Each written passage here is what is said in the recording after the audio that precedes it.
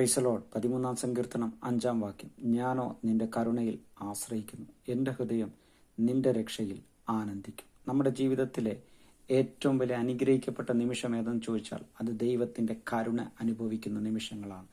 ഞാനോ നിന്റെ കരുണയിൽ ആശ്രയിക്കുന്നു. ഒരു ദൈവവൈതലിൻ്റെ ഏറ്റവും വലിയ പ്രധാനപ്പെട്ട നേട്ടം എന്തെന്ന് ചോദിച്ചാൽ ആ ദൈവവൈതലിനെ സംബന്ധിച്ച് ആ ദൈവത്തിൻ്റെ കരുണയിൽ ആശ്രയിക്കാൻ കഴിയുന്നു എന്നുള്ളതാണ്. എൻ്റെ ഹൃദയം നിന്റെ രക്ഷയിൽ ആനന്ദിക്കും.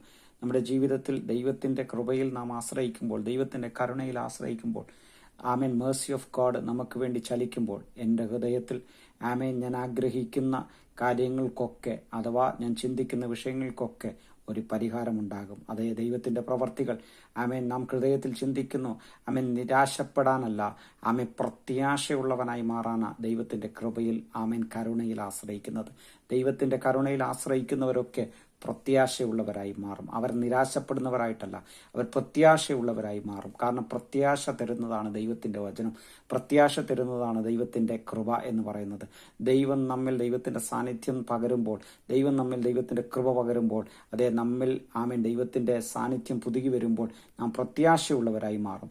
നിന്റെ രക്ഷയിൽ ആനന്ദിക്കുമെന്ന വചനം പറയുന്നത്. അപ്പം രക്ഷയിൽ ആനന്ദിക്കത്തക്കവണ്ണം നമ്മെ തന്നെ ആമേൻ പുതിയൊരു തലത്തിലേക്ക് നമ്മെ രൂപാന്തരപ്പെടുത്തുവാൻ, ആമേൻ പുതിയൊരു അനുഭവത്തിൽ നമ്മെ എത്തിക്കുവാൻ ദൈവത്തിൻ്റെ രക്ഷയ്ക്ക് കഴിയും. അങ്ങനെയാണെങ്കിൽ ഞാനോ നിന്റെ കരുണയിൽ ആശ്രയിക്കും. ദൈവത്തിൻ്റെ കരുണയിൽ ആര് ആശ്രയിക്കുന്നു അവരുടെ ജീവിതത്തിൽ വലിയ വ്യത്യാസങ്ങൾ, വലിയ ചൈതന്യങ്ങൾ, വലിയ ദൈവപ്രവർത്തികൾ വെളിപ്പെടുവാനിടയായിത്തീരും. നമ്മുടെ ജീവിതത്തിലെ കടന്നു പോകുന്ന ഓരോ പ്രതിസന്ധികളുടെ നടുവിൽ നാം നിരാശപ്പെട്ടു പോകാനല്ല, മറിച്ച് നമ്മെ സഹായിക്കുന്ന ഒരു ദൈവമുണ്ടെന്നുള്ള ഒരു വിശ്വാസം, ഒരു ഫെയ്ത്ത് നമ്മുടെ ജീവിതത്തിൽ വീണ്ടും വർദ്ധിക്കുമ്പോൾ അത് ഞാനോ നിന്റെ കരുണയിൽ ആശ്രയിക്കുന്നു. നാം ദൈവത്തിൻ്റെ കരുണയിലേക്ക് കൂടുതലായി അടുത്തു വരുമ്പോൾ, ദൈവത്തിൻ്റെ കൃപയിൽ കൂടുതലായി അടുത്തു വരുമ്പോൾ നമ്മുടെ ജീവിതത്തിൽ സന്തോഷിക്കത്തക്കവണ്ണം നമ്മുടെ അവസ്ഥകൾ മാറ്റം വരുത്തുവാൻ, നമ്മുടെ സ്ഥിതികൾക്ക് ഭേദം വരുത്തുവാൻ, നമ്മെ ആമേൻ അനുഗ്രഹിപ്പാൻ, ഒരു ശുഭഭാവി തരുവാൻ തക്കവണ്ണം നമ്മുടെ ദൈവത്തിന് നമ്മുടെ മേൽ ഒരു പദ്ധതി ഉണ്ടെന്ന്, ദൈവത്തിൻ്റെ അനുഗ്രഹങ്ങൾ നമ്മുടെ മേൽ ചൊരിയപ്പെടുമെന്ന്, ഒരു നന്മയുടെ വഴി നമ്മുടെ മേൽ വെളിപ്പെട്ടു വരുമെന്ന്.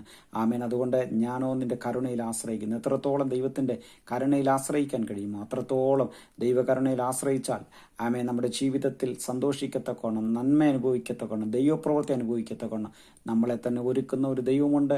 അതുകൊണ്ട് നമ്മളെ തന്നെ ഒരുക്കി, നമ്മളെ തന്നെ ആമേൻ ദൈവസന്നിധി സമർപ്പിച്ച് അവൻ്റെ കരുണയിൽ, കർത്താവിൻ്റെ കരുണയിൽ ആശ്രയിപ്പാൻ നമുക്കിടയാകട്ടെ. ദൈവം നമ്മെ സഹായിക്കട്ടെ. God bless you. Praise the Lord.